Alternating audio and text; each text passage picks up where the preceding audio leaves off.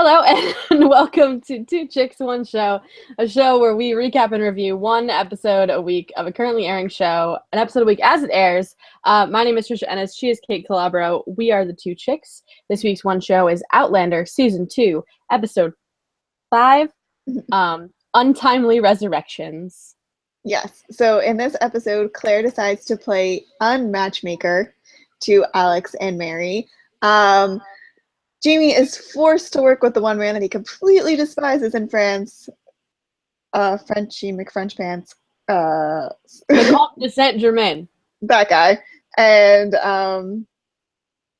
and we get an unexpected, well, kind of expected, but unexpected surprise when Black Jack Randall shows up at French court and changes everything. Kind of. He changes a few things. Yeah. I feel like it shouldn't have been at all surprising because the episode is called Untimely Resurrections. Yeah. And I mean, we knew that he was alive, so. Yeah. And his brother's in trouble. But he gets to France really fast. He does.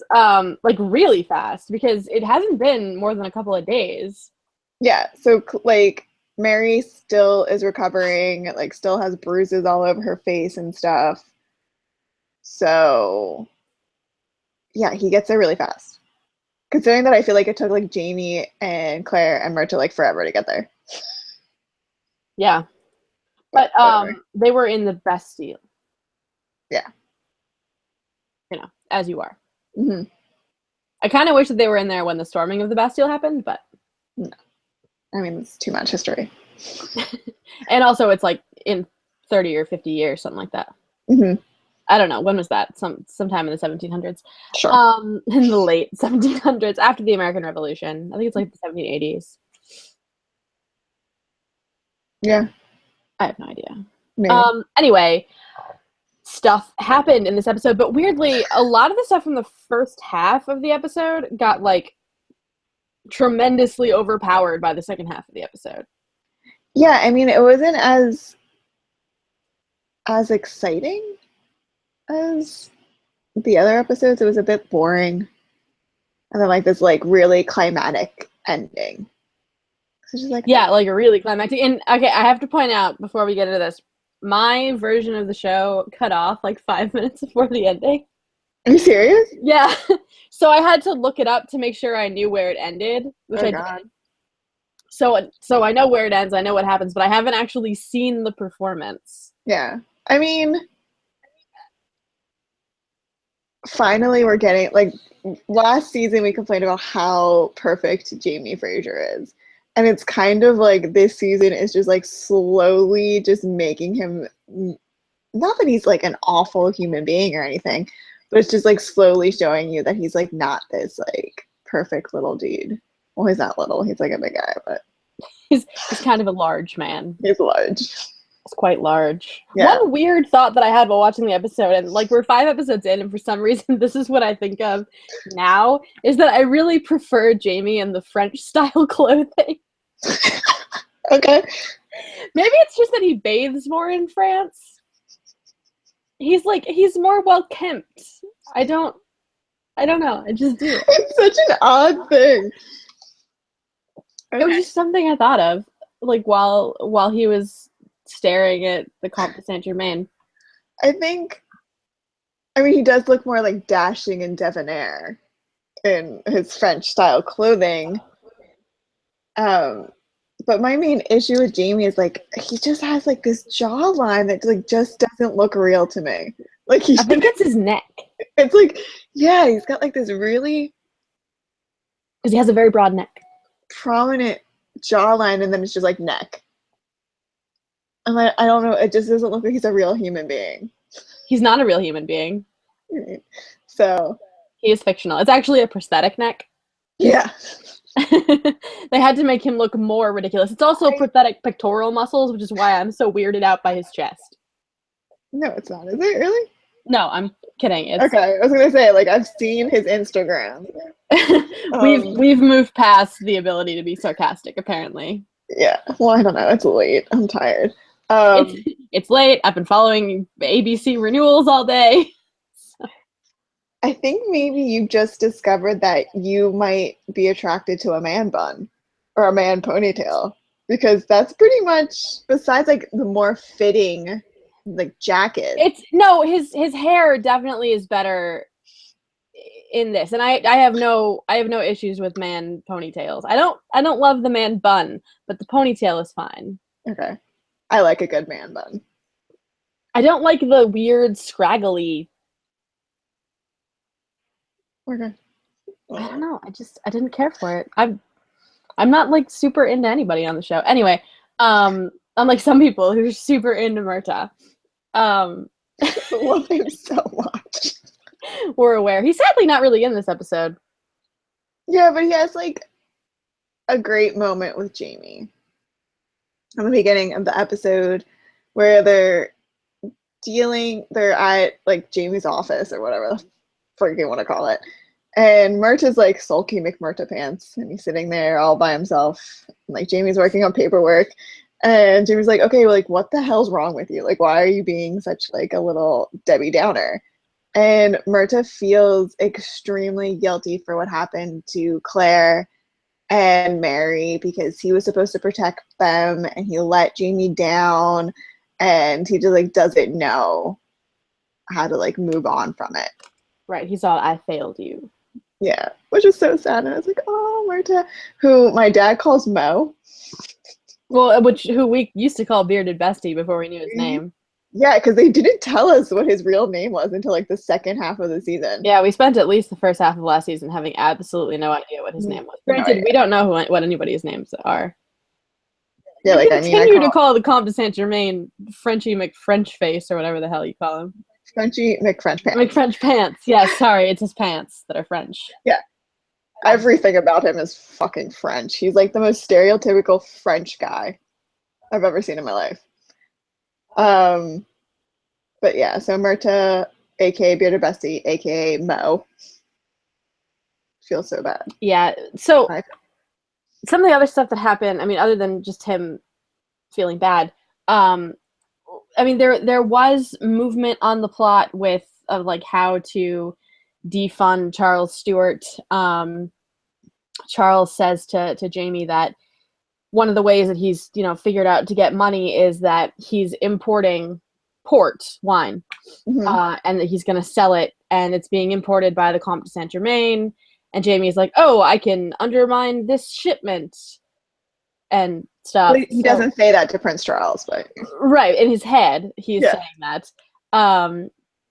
So he, this is sort of, this episode is very much like one of the themes throughout it up until the end was very much like Jamie having to keep his cool around people he really hates. Yeah, I mean, it was like the ultimate Jamie Fraser test. So basically, there's a little bit more detail to the whole Charles thing. After their dinner party from hell, Charles and the Duke of Sandringham did not seem to, mesh well. So his funding has been kind of taken a back step from the Duke, who kind of doesn't really trust Prince Charles. Rightly so, because he is batshit. Oh, totally batshit. I think we've established this. He's completely crazy. Now that Louisa is like kind of out of the picture, Charles is like rejuvenated, even though we just learned that he was in love with someone in the show, so we didn't really get that whole like why that he wasn't rejuvenated into the cause of getting to Scotland, taking back the throne, blah blah blah. Because he met Frenchy McFrench Pants at the dinner party, now Frenchy McFrench Pants is interested in funding the rebellion. So Charles thinks that if Jamie and Frenchy work together and they get the imports, they get the money deal, then Jamie can go back to his friend, the Minister of Finance, say that they're getting money, it's successful, and then possibly go to the king, and then maybe he will fund them. So like it's a whole big pyramid kind of system. But basically the foundation is that Frenchie and Jamie have to work together by bringing in this import to funnel the money through. At the same time, Claire is like, oh, we can fix this perfectly by, we just have to fake some smallpox on the ship. Yeah. Ship and the import and all the money. Yeah. So Claire has to work on making a concoction that isn't smallpox but gives the appearance of being smallpox. So the ship will burn like what happened to Frenchie's boat in episode 1. Where Jamie then has to meet with Frenchie and go over like the terms of their arrangement. Mm-hmm. So they have like this little moment that's extremely fast. Yeah. And that's all we really see of Frenchie all episode. It is. This episode, it's weird. Not a lot happened, and then also a lot happened. Yeah, but like a lot happened like at the end. Yeah, like it was like a rush to the finish. There was all this setup. One of the things that threw me the most as a book reader was everything that happens with Claire and Alex. Mm-hmm. So Claire goes to Mary to, visit with her, see how she's doing, like tend to her a little bit because, who else is really going to do it? Yeah, give her a proper examination, so that kind of stuff. Yeah, because she actually like knows some of the stuff. Yeah. So like she talks to her, and she says, and Mary says, I'm actually kind of glad it happened because it means I won't have to marry that stupid Vicomte guy that I didn't want to marry. And it means that Alex and I can get married. Mm-hmm. And Claire's all like, oh, I didn't realize that you and Alex were going to get married. And she sort of like runs off to convince Alex not to do it. Mm-hmm. She sits down with him and she says like, Alex has lost his job because he was suspected of being the one that attacked Mary, or at least having attacked her after the fact when they saw him sort of like on top of her after he fell at the house, prompting the brawl. So he's been fired from his service of the what's his face? Personal assistant, of Sandringham. So he's lost his job and his income and all of his standing because the Randall family isn't actually like really well off. Like all of their standing comes from their relationships with more well-off people. So, one of we learned last season that one of the only reasons that Blackjack is a captain is because he's got Sandringham is sort of his sponsor, sort of. Yeah, because I think he's got like dirt on him. Essentially, yeah. And so all this stuff. So Alex has nothing once he's fired. Like he needs to get his job back or he's going to have to find another job.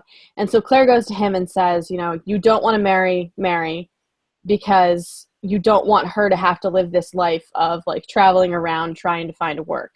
Mm-hmm. Like, that's not the life that she should be living. All of this, by the way, prompted by Claire's desire to get Mary and Blackjack together so that Frank can happen. Which is so fucking twisted.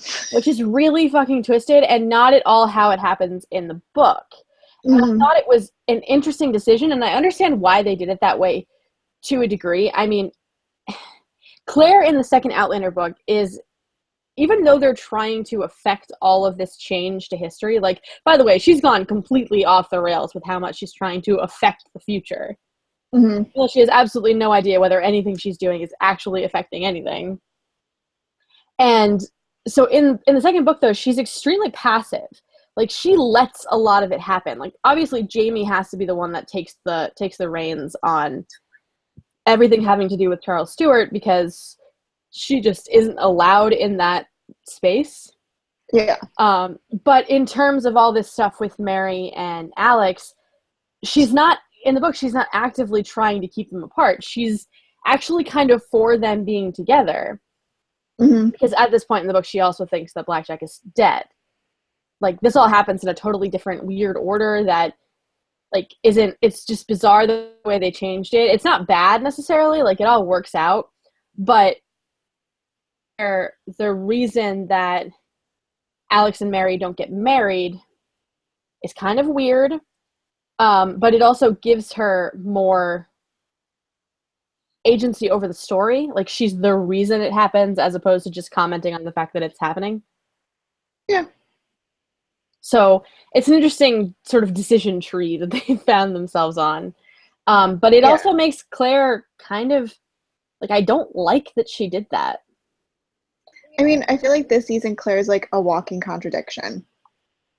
She's like, I'm here to change the future. This is what we have to do to stop the rebellion, to save my child, to save, Jamie and the clans and the all that kind of jazz over in Scotland. But meanwhile, like, oh yeah, I have a husband in the future who I have a direct link to his lineage, and if I don't help them get together, then my future husband will never exist. So it's kind of like she's like trying to change the future, but then like trying to let the future happen. So it's just like it's a bit, jarring from one incident to the next. Like pick a side. Right. Let it all organically happen, or change it. Yeah. But like she's trying to deal with this balancing act that it's gonna freaking blow up in her face. Completely explode. Yeah, like one of the things that revolves around this whole like Frank thing in the book that I liked that they did in the book was Claire considers the idea that perhaps Mary has a child with Alex, and it's just for some reason over the course of history, when Frank traces his lineage, he traces it to the wrong person. Yeah. Which I liked. Like, I liked this idea that, oh, maybe he was wrong, and it was one of those, like, it'll be interesting to see how it plays out, as opposed to, no, this has to happen in this order in order for my husband to happen. And I'm like, you are so many generations removed from your husband. Mm-hmm. Anything you do could completely, he could just not exist right now. I mean, it still could happen where it is an incident where Frank could possibly be an ancestor of Alex. I mean, I feel like Alex seems pretty freaking sick. And like no one's really talking about it. Like Claire's mentioned it several times. He keeps coughing up blood. Like, tuberculosis. Yeah. So I feel like there could be a situation where Mary and Alex might get together. They might have a baby, and because Alex dies, BJ marries her and raises the kid, which would be very parallel to what Frank would be having to do in the 40s. Right, the idea of raising another man's son, Yeah. or another man's child, which again was paralleled in a previous episode with Louisa, and the fact that Mhm. she's pregnant and she has to convince her husband to raise another man's child by just not telling him that it's like it's all been very paralleled. Yeah, I think, and one of the things you do find in this episode is that once Blackjack shows up, he's there to petition for his brother's job back. Yeah. He obviously cares about his brother. He's just a despicable human being. Yeah, which makes it seem like Blackjack would be an honorable human being, and marrying his brother's widow, which was something that did happen back then, not as further back as right, honorable when it serves his own interests. Yeah, because Blackjack doesn't have a wife, doesn't have an heir, doesn't have any children, and people keep like making comments about it. So if Mary were to become pregnant, were to ever marry Alex, and he were to die, and and were to die, I feel like Blackjack would probably marry her to take care of her. And of course, to serve his own interests. I don't think he'd ever do it just entirely selflessly, but yeah. Well, I mean, he might for his brother. Maybe. I think it would be half for his brother and half for him. Yeah. So, I mean, I'm just saying, I don't necessarily believe the Randall family Bible. That's all I'm saying. I don't either. Yeah, I don't either. Anyway, so speaking of Blackjack, he pops up. We should also mention that Myrta and Fergus are kind of now working together to find out more information about the gang that attacked Claire and Mary. And from what the two have gathered, the gang is comprised of aristocrats in the French court who wear masks and pillage the streets at night, kind of thing. And something about, and I could be getting this a little bit confused. So if anyone knows if I'm right or wrong, let us know in the comments. It seemed like to be initiated into the gang, you had to attack a virgin, kind of thing. Which I guess kind of makes sense. Like, in a horrible gang kind of way, because, like, there are gangs. I mean, like, gangs aren't nice. So. No, gangs aren't good things. You know, there are modern gangs whose initiation is to, you know, go kill a person. Yeah. So I've heard, anyway. I don't remember. Mostly from television. So who knows? Yeah, because you're real street. I am so street. So street. I have tattoos. Obviously, I'm street. They're all like geek tattoos. They're all nerdy tattoos. I'm sorry, you don't know any gangs that have like Latin inscriptions on their ankles?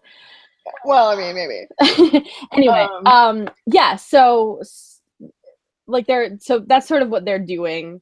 And it sort of comes into play a little bit at the end. Because they believe that Frenchie is linked to the gang, which I think everyone that's seen the episodes believes that. But they can't just accuse him of being part of this gang without evidence, thus Myrta and Fergus trying to find information. Well, especially because Frenchie, as you call him, I'm going to go back to calling him the Comte de Saint-Germain, was at the dinner party at the time. Yeah, but that doesn't mean he wasn't part of Right, he could be like the ringleader of sorts. Yeah. Gangs have ringleaders, right? Yeah, so that's an ongoing, you know, conversation for them, like who did it. Murtaugh feels guilty about it. Mm-hmm. And this is like his way of like avenging it by finding out who making up for his mistakes. Mm-hmm. But the crux of the episode is the return of Blackjack Randall. Yes. Which happens in an interesting way. Again, a departure from the books, but not a bad one. They run into him sort of randomly at Versailles. Because Jamie goes to like help the Duke pick out a horse. Yes, it's just like knows horses. Awkward, and like the Duke was just like checking out Jamie the whole time. Well, the Duke has certain proclivities. Yeah. It's one of the things. And Jamie's in those French clothes, so I mean. Right, he's so good looking in those French clothes and his kilt. His man bun. And his ponytail. Whatever. Anyway, so Claire is hanging out with Jamie's ex-girlfriend for whatever reason. Not awkward at all. Not awkward in the slightest. And I can't remember what she says. She says something kind of weird about like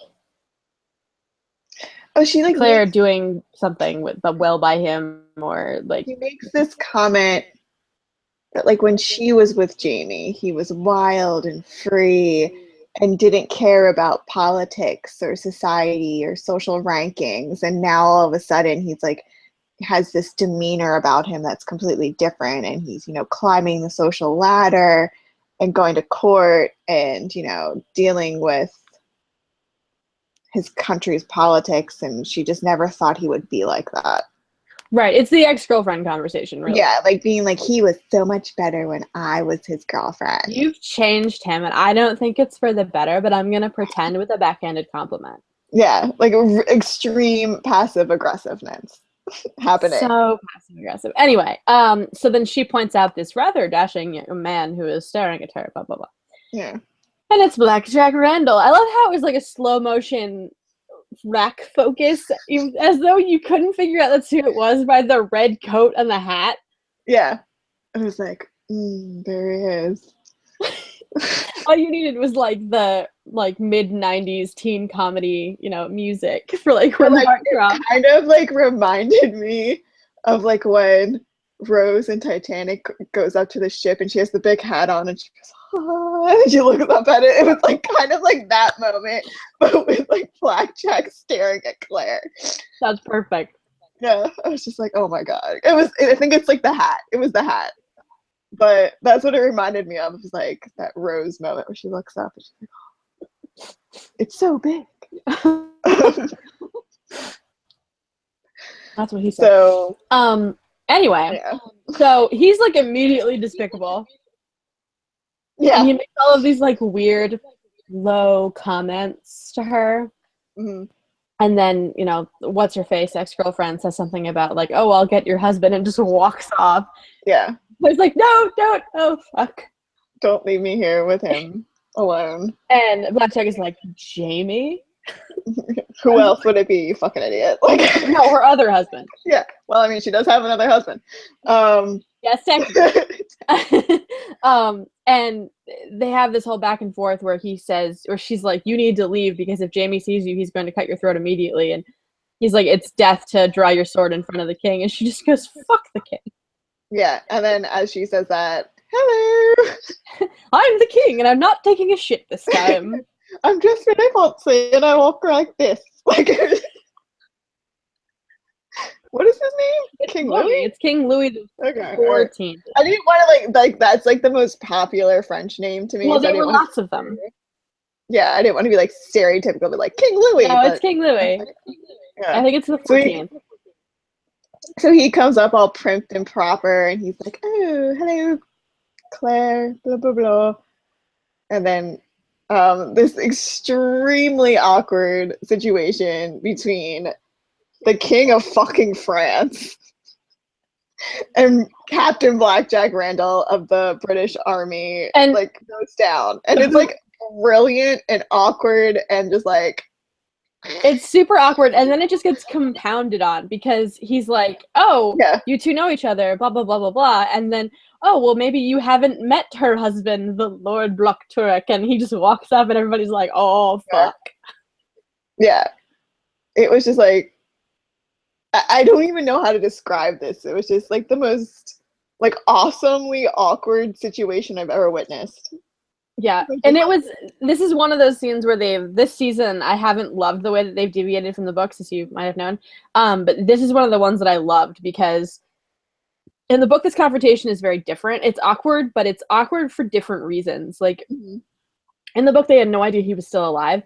So when they run into him, it's like horrifyingly shocking. So like Jamie is shaking and Claire has to drag him away to keep him from killing Blackjack on the spot and all this stuff. But they're by themselves. It's just the three of them. In the show, it's this whole public affair. Yeah, which is awesome. And it means that we can see Jamie being more reserved and okay with this. Yeah. But at the same time, you also get to see there's a lot of animosity between France and England. Yeah, and you get to see that. You get to see that with Louis talking to Blackjack because he's like a representative of the crown. Yeah. But also like the best thing about the entire scene was, you know, Louis asks, you know, Blackjack, why are you here? And he says, well, I'm here to get my brother's job back. And he says, well, maybe you should beg. Yeah. And forces him to get down on his knees. And like he just like that was like the getting down, like begging on your knees. But like I don't like why he has to beg the Duke, not the king. Yeah, but he's the king. He can ask whatever he wants. But technically speaking, I know it wouldn't have been appropriate. King Louis is not Blackjack's king. Blackjack, you don't have to do any of that stuff. Right. You don't have to. It's out of respect. Like, if I were to ever meet the Queen of England, I don't have to fucking curtsy. I'm American. Just like Blackjack didn't have to kneel. He's British, not French. Right. It's just a courtesy. You know, you want to be polite. But of course, because he's in such mixed company, because Blackjack isn't going to do anything to insult the king. Certainly not at Versailles. And he gets, like, right off the bat that Claire and Jamie both have somewhat of a relationship with the king. The king knows who they are, and he's definitely the odd man out in the situation. Right. I mean, he refers to Jamie as Lord Block-Turek. Yeah. I mean, he told him to eat porridge, and maybe he's pooping better. So. Maybe he's become unconstipated, and that's why. That's why he's so much more happier. Exactly. Perfect. It's why he's all walking on clouds. Walking on sunshine. He's had a good shit recently. He's regular. He's regular. He's back to being regular. Like Jamie Lee Curtis in those commercials for Activia. She's so happy. Because she's regular. A good gut is a really good step toward happiness. Yeah. So what ends this just extremely awkward situation between like a pissing match between King Louis and Blackjack is like Claire's just like, I don't feel good. I'm gonna go. I'm pregnant, so I don't feel good. Like, that's pretty much. So, they're all dismissed. And Jamie and Claire start to walk away, and Blackjack stands there. And then, of course, Jamie fucking goes back and talks to Blackjack. And you don't hear the conversation between the two men. It seemed very civil from watching it from afar, from Claire's perspective. Yeah, And it seemed like then, he was just sort of like, oh, by the way, you're an asshole. I hate you. Let me shake your hand. and I'm gonna kill you Goodbye. now. And that's pretty much what it said. It was like, hey, you're an asshole. You raped me. You ruined my life. I'm going to duel you and put your head on a spike and carry it around town. I'm assuming that's how it went down. Pretty much like that. Yeah. Just like, oh, by the way, I'm gonna kill you. Show up here, bring a sword. I fucking hate your guts. This is illegal and I don't care. Yeah. I guess, like, it's not too... Dueling's outlawed in France. I don't understand. Yeah. Whatever. No, dueling got outlawed slowly over in different places. Over the course of like the 1700s, dueling started to be outlawed because people just kept dying. That's true. Stupid shit. So, Jamie returns Just ask to Alexander Hamilton. Yeah. God. Jamie returns to Claire completely, like, cool as a cucumber. It's just like, yeah, I just challenged him to a motherfucking duel. And then Claire, of course, is like, what? No. So what was the last thing that you saw? Them getting, like, the cordial duel challenge was the last thing I saw, and then it cut off. Oh, so you didn't see anything with Jamie and Claire afterwards? Nope, but I know what happens. Yeah. Like, because I read the book and I read a recap just to make sure it ended where I thought it would. So I know exactly what happens, and that actually happens exactly as it does in the book. So, yeah. So, Jamie tells Claire that they're going to duel. And I don't know what happens in between that scenario and them actually getting in the fight. Because it wasn't, like, right after one another. I don't know what happens in between. Well, obviously I have no idea what happens in between, but basically, like, you know, he says, I'm going to duel him and kill him and blah, blah, blah. And yeah. Claire's like, no, you can't do that because my husband. Yeah, I mean, it's basically, see, they go home. I remember the carriage ride. And, like, there's Claire voiceover. But then Jamie is in his room with Myrta. And they're, like, picking what sword he's going to use. Or, like, going over weapons for the duel. And Claire comes storming in. And is like, I have to talk to you. You can't, dueling's outlawed. If you duel him, you'll be hung and blah, blah. And, like, Myrta's like, oh, I'll make sure that, no one knows about it. And she's like, Myrta, get out of my fucking room. I need to talk to my husband. I'm really fucking pissed off. So then the two of them start this argument that has to do with Jamie shouldn't duel Blackjack because what if something happens? He's about to be a father. He's married. He has other people that he has to worry about. Oh, and by the way, if you kill Blackjack now before he fathers Frank's descendants, Frank will no longer exist. And this prompts Jamie to getting pissed off at, like, how dare you ask me to not duel Blackjack? He did so much to me. After what he did, how he affected my life, blah, blah, blah. And then Claire pulls out this, you owe me a life, I saved your life 2 times. Yeah, exactly. And she's like, I've saved your life, you owe me a life, and that life is going to be Frank, so you can't kill Blackjack. Well, no, she doesn't even say that life's going to be Frank. Right, it's going to be Blackjack's. He says that life, like, she asks him to spare Blackjack.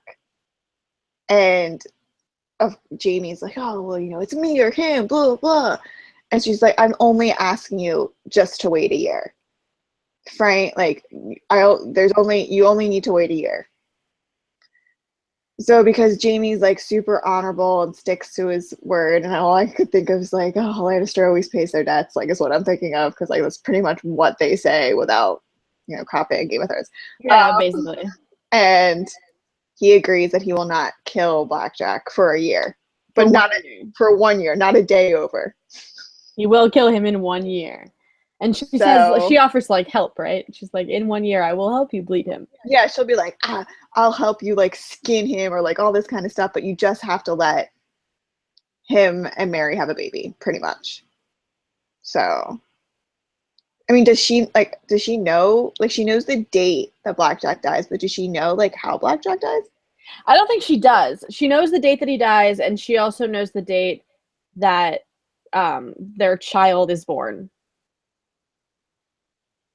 Blackjack and Mary's. Yes. Okay. Yeah, because that would have been in she that knows Bible. the pertinent information.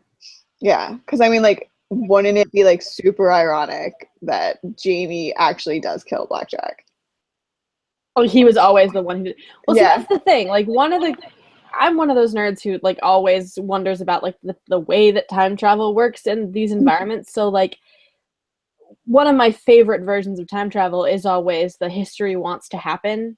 Mm-hmm. One, so that, the idea that you can't change history. You can change individual events. Mm-hmm. You can't change large sweeping things. Like, maybe Jamie was always the one that killed Blackjack. Like, so no matter what you do to make it happen in a certain way, this is always going to end with this particular I think way that he dies. I mean, I think as a story as well as just like time travel, like, wish list, that Jamie would always have been, whether Claire was involved or not, the person that killed Blackjack. I mean, Claire definitely moves their storyline a little bit forward, but there's always been like this dark animosity towards both of them that I think eventually Jamie would have fucking killed him.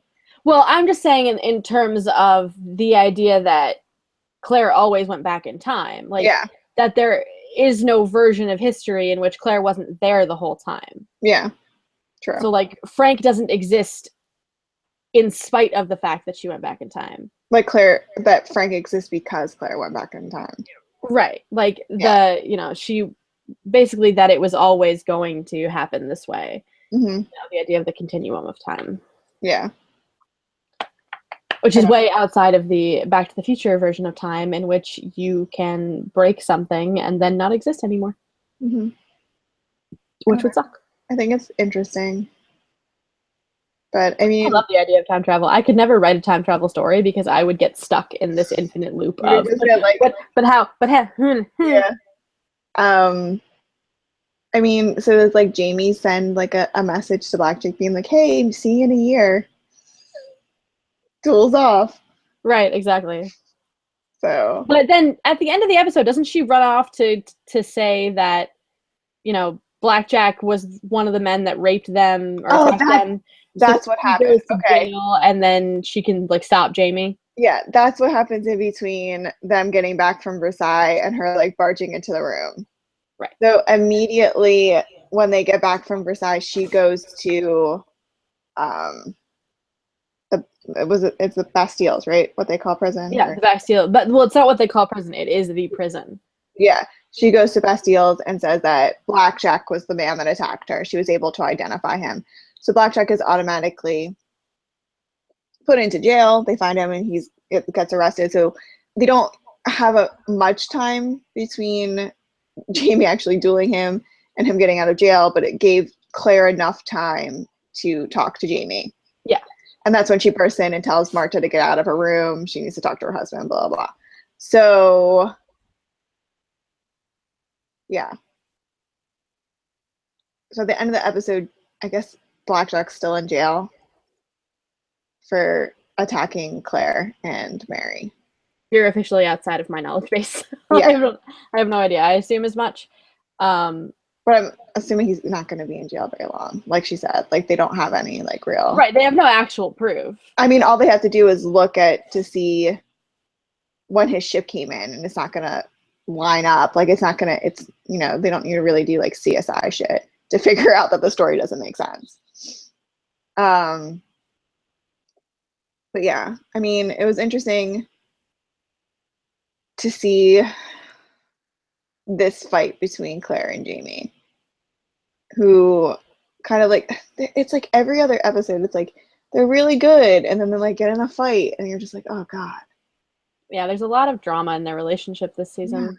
it's just not that like their relationship was ever like easy peasy lemon squeezy, but Right. it's never been like, it's just, it has to be exhausting. But we're also moving really fast through time. Like the last Yeah. season was like 3 or 4 months, and this season has been at least 6.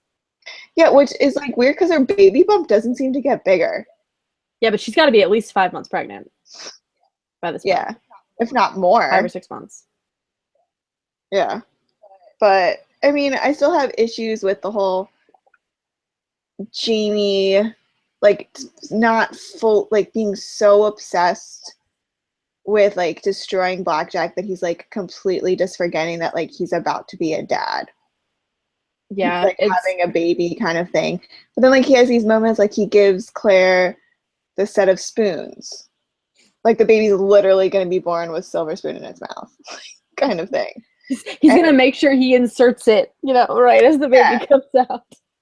But I mean, like it's like sometimes he's like extremely like devoted to like the child and Claire, but then like he just isn't able to like fully commit because he's just so obsessed with killing Blackjack. That Yeah, like I think one of the things that we sort of forget about because they cast who they cast, Jamie is supposed to be 23 years old. Yeah. Okay. So a lot of his impulsiveness kind of makes sense when you consider that he's so young. Yeah, because they don't like they cast a 35-year-old actor. Yeah. Because like I know like in the first season they did mention that like Claire might be a little bit older. But like I never see them as 3 or 4 years older than he is. Yeah, like but I never see that in the show. Like I feel like they're like the same age. Not that it really matters, but I mean No, in the book, Jamie is 23 and Claire is 27. Okay. In the show, I think it's supposed to be the same, but they haven't really referenced a lot about Jamie's age. They have referenced that Claire is supposed to be 27. Oh, okay.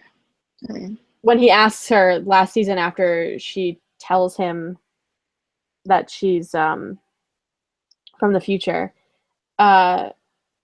he asks her how old she is. And she says, like, she does the math, and she's like 27, but technically like negative 200 something years. Yeah. I don't know. I mean, it sucks that you didn't get to see it. Yeah, I wish I could have seen that scene. I'll see it eventually. Yeah. But it cut out. I was so mad too because it was taking so long to buffer that it took me an hour and 15 minutes to watch like 45 minutes of the show. Oh my god. And then it just cut off right before the really interesting part. Yeah, like literally like the most important part of this episode. So I mean the Blackjack coming back was kind of cool. It had to happen, but are you frozen? I don't think so. Am I? No. No, I was just telling you. Moving. Trying to throw you off. And I was like, what the fuck? So that was the episode. It was interesting, but it wasn't like it was very much sort of a bridge between episodes, getting us from the dinner to the duel. Yeah. So we're 5 episodes in. There are 8 episodes left. No, there's 13. And we did determine after the show last week that the season is definitely almost probably going to do the whole book. It's definitely doing the whole book. Just based on some deduction via episode titles. So, I mean, they're really compressing a lot of book into a short amount of season because the second book is longer than the first book and the second season is shorter than the first season. Yeah, I wonder if they'll be like longer than hour episodes. Probably not though. I don't know. No, I doubt it. I mean, it could condense a little bit more. There was some boring parts of the past couple episodes where it's like the first half hour is boring. Yeah. But I feel that way about the book too. Like the book is a lot slower moving than the first book. Mm-hmm. Like there's just a lot in it that I feel like didn't need to be there. Just a lot of setup to things that I don't care about. Well, then maybe that's what they're doing for the. Yeah, and maybe that'll be just how they shave out all that stuff. Because I mean, the first book had a lot of information that you needed to know, and the first season had a lot of information. Yeah. But you mean now It that just we feels like, you know, well, there's already established storylines, so basically, yeah. no, I'm sorry. I'm not enjoying the second season as much as the first, but I'm not enjoying it. I like it. I mean, the first was great, but I don't not like the second.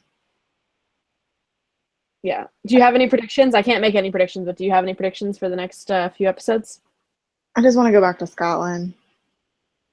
I'm tired of France. Tired of France? I don't want to lose Jamie's French clothing. He'll probably bring it with him unless they like No. leave an abrupt, which is probably what they're gonna do because they're Frasers.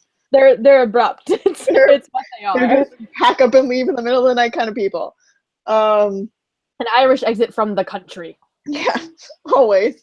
Leave it up telling you. I don't know. I mean, I do believe that. I think that some things like Mary and Alex are going to end up together, and then Alex is going to die, and that's how she ends up with BJ. Like, I just don't foresee her just like marrying Blackjack.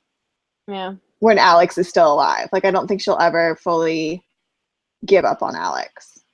But if he's dead, like, she kind of has to. I don't know. I'm like really nervous that something's going to happen to Claire's baby. Like, it's something that's like really upsetting me. Yeah, you're really worried about that? Yeah. I just like feel like something might happen. It's just going to be another thing that happens to them in France. Yeah. And that's why they like have to leave. Like something dramatic like they're going to leave France in a dramatic way. So, I don't know. Maybe she'll really create smallpox. She accidentally creates smallpox out of nothing. Yeah. Yeah, that'll happen. And she kills like Frenchie in the process. And we're like, oh no. I don't know. I can't make predictions because I know what's going to happen. At least I assume I know what's going to happen. They've been changing a lot. So. Yeah. I mean, how much longer are we in France for? At least 3 more episodes. Really? That's my guess. Hold on. Let me look up the episode titles and tell you what I think anyway. And like I said in the previous, well, I don't know, because we talked a lot about the show off air, so I don't know if I actually said it. Well, just say it again. Recording. I do think that something's going to happen in Scotland where Colum's going to die and Jamie is going to challenge Dougal for Clan Mackenzie, which would make him the clan leader or laird or whatever they call it for Mackenzie and Frasier, which would be a good thing if Charles Rebellion actually does happen because Jamie would have more like power Chieftain. over the two clans. Chieftain. Yeah. So he would have more power if he's the chief of both clans. So I think something like that's going to happen. Okay, so my assumption once we get back to Scotland. My assumption based on the titles of the episodes is that they're going to be in France for 3 more episodes. Oh, it seems so long. They're definitely going to be in France for at least 2 more episodes. Yeah. Frenchie. My guess is 3. Guess we'll find out. What else do we have to do? We just have to sit back and watch. Yeah, just sit back and put up our feet and enjoy. Yeah. I mean, those are like my solid predictions. That Blackjack just ends up marrying Mary because Alex dies and the baby's not really his. As much as I don't want it to be true, something's going to happen to Claire and Jamie's baby, which would just be devastating. And that Colum's going to die and Jamie's going to challenge Dougal for Clan Mackenzie because he can. So. Oh, goodness. Yes. And Marta's going to cry. I have a feeling that also something's going to happen to Fergus just from like the internet. What about the internet? I don't know, like people are just like saying like, oh, poor Fergus. Like something to do with Fergus. Something happens to Fergus. Well, Fergus is kind of there for things to happen to him. What the fuck does that mean? No, like, he's a character that exists because things will happen to him so that we can react to it. And be funny. He's doing a job. Yeah, but we don't really see him doing the job. Yeah. I don't know. I just like hope Frenchie doesn't kill Fergus, but he probably will. We shall find out in the next couple of episodes. Some big things are going to happen in the next one. Sure. Here's to a few of your questions in the next one. Do you know answers to my questions? Yeah, I know answers to all of the questions that you've made so far. I know You don't exactly know. which predictions are correct and which aren't. So there are some that are right. Some are right, some are not. But you don't know about Dougal and Column yet. I don't know about that one. I can't. Yeah. Okay, I can't answer that one. But Okay. almost all of them. How about that? All but that one. Okay. I know the answers. I'm looking forward to your I reaction. swear to God, if they kill a baby. If they kill a baby. Freaking done. Myrta better. What if they kill a baby that isn't Claire and Jamie's baby? Like Louisa's? Like, I don't know, like any baby. Like baby killing I've never condoned, but Note, we do not condone baby killing on this show. Yeah. I mean, just don't kill a baby. I don't know. I just feel like something's gonna really upset me in the very near future. So. Well, we're getting to the middle of the season, so something is going to upset you because it's the middle of the season. I swear to God, if they do upsetting things in the middle of seasons. If they do anything to Myrta, I will cut a bitch. Like I will fucking find someone at Stars, and I will just be like, "You asshole." Some random production assistant is minding their own business. It could be like craft fucking services, and I'll be like, "You." Well, they're the ones with all the knives. So. Yeah. Plastic knife. I don't care. I will literally raise hell. I will fly to Scotland and just like burn down Castle Leoch. Sit in your one square foot of land and cry. Yeah, and just like rock back and forth and just You'll erect a little memorial to him. Yeah, I'll dedicate my life to him. My Scottish life. Oh my God. I swear to God. Swear. I don't know what I would do. I mean, God. I don't even want to think about it. Like, I don't even want to think about a world that Myrta's not in. Except the modern one. Yeah, but he's here. He lives in here. He's actually that mysterious figure that kept showing up in the first season in 1945 or whatever. No. You think? No, they never answered that question. I don't know. It has to be Jamie. I have no idea. I have absolutely no clue. Like, that hasn't come up or at like, all. Oh, I can't say it. Never mind. Or like what? No, I don't want to say it now. Say it. No, I don't want to. Say it. Because no, I don't want to say it. Say it. I was going, well, because people don't know that I know something. Oh, okay, then never mind. Don't say it.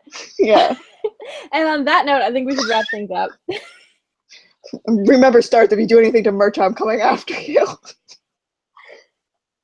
On Kate's threads, we will end this program. You can tell us what you thought of the episode, your favorite parts, your least favorite parts, your predictions for the future. No spoilers. Kate does not know what's coming up, and I don't want her to find out until she sees it on screen. You can put them in the comments below this video and the comments on the website. Myrta, and then please warn me, because I don't know if my heart can take it. I had to watch Jon Snow die. I don't think I can watch Myrta die. And I had to watch Bucky Barnes become a frozen popsicle again. I'm not in the mood.